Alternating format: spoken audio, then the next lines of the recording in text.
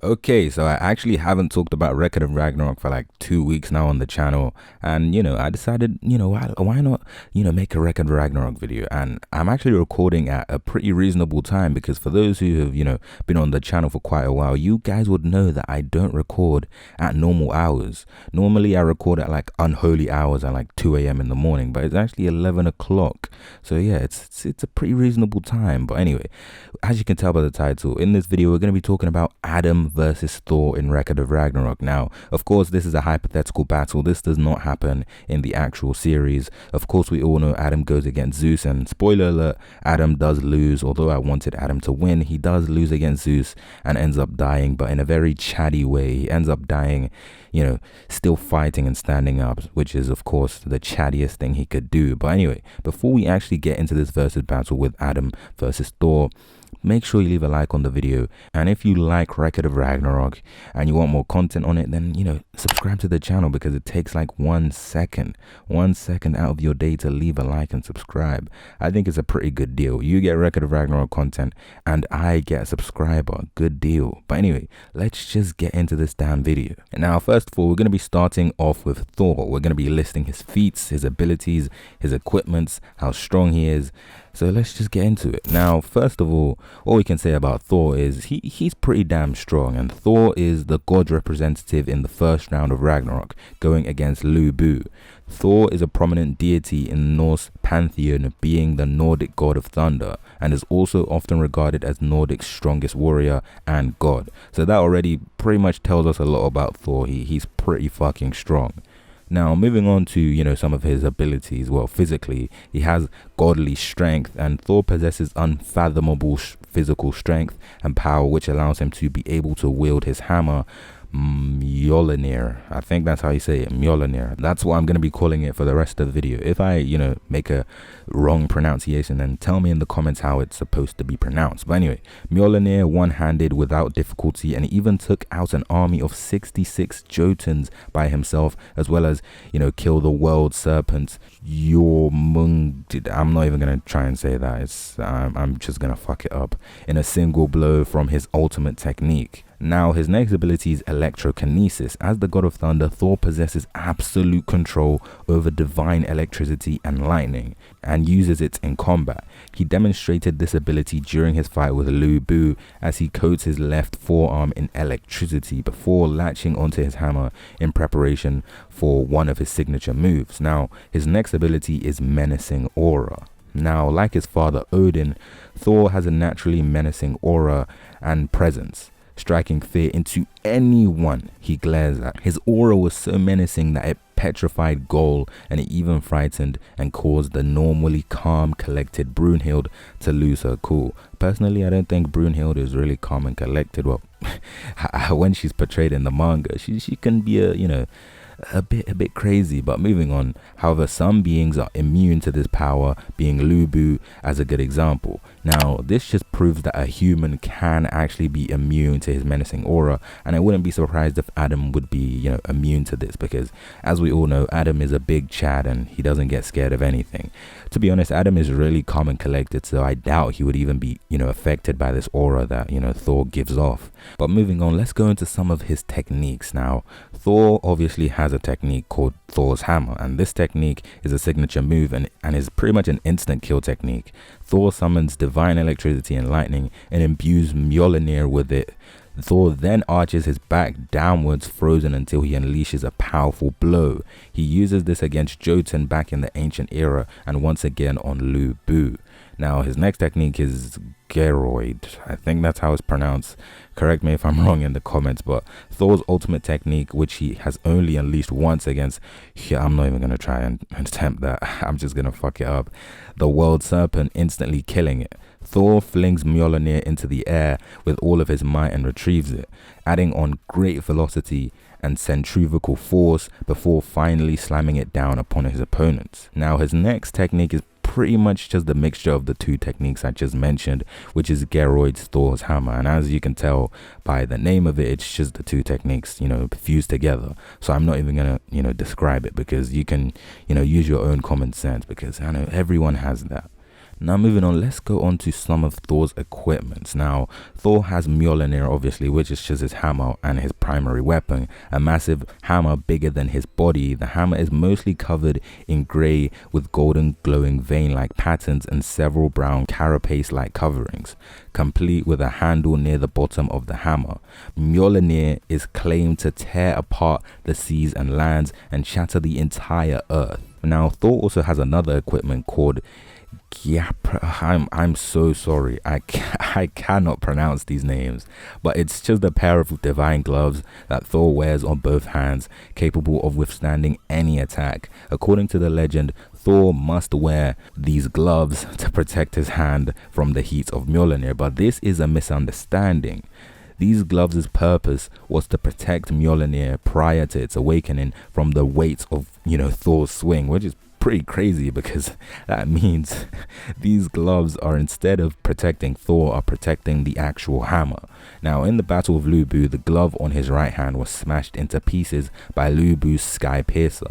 The left glove was then thrown away and destroyed by Thor himself as he was about to pick up the awakened Mjolnir.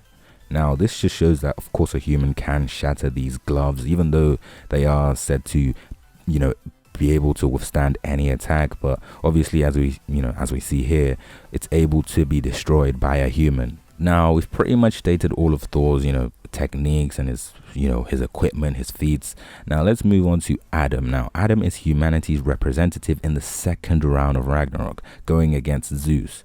Adam is the progenitor of humanity, being the first human to ever exist that was also created in the image of the likeness of the gods. After being expelled from paradise along with Eve, the two descended into the human world and gave rise to humanity. Now, let's talk about his abilities. Obviously, Adam has a lot of abilities, so we're going to be here for quite a while. Now, first of all, he has godly strength. Now, Adam possesses immeasurable and unfathomable physical strength, capable of harming the likes of Zeus with his punches, with assistance from the eyes of the Lord. And we're going to get onto the eyes of the Lord later, because that's probably one of the most broken techniques in the entire series. Now, Adam was able to break Zeus's neck with a single sucker punch. Now, moving on to his next ability, which is godly durability. Now, Adam, despite being, just a human, possesses durability on par with, or perhaps even surpassing, that of a god. Even after losing his eyesight and greatest weapon, Adam was capable of withstanding a barrage of attacks from Zeus and even trade blows with him.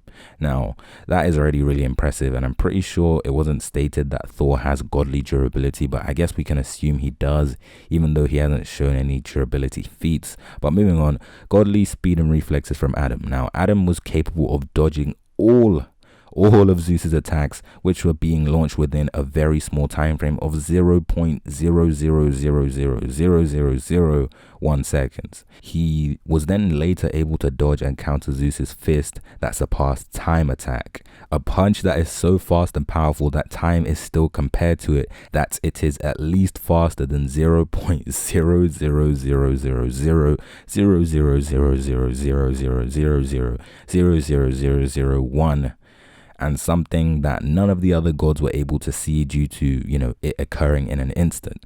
Now, this already just goes to show how strong Adam is. And Adam, to be honest, I would consider him pretty much a god, because these techniques and abilities are just that of a god. Like, compared to Lubu, Adam is on a whole different level. Now, his next ability is indomitable will. Now, Adam possesses the strongest will of mankind, as stated by Brunhild.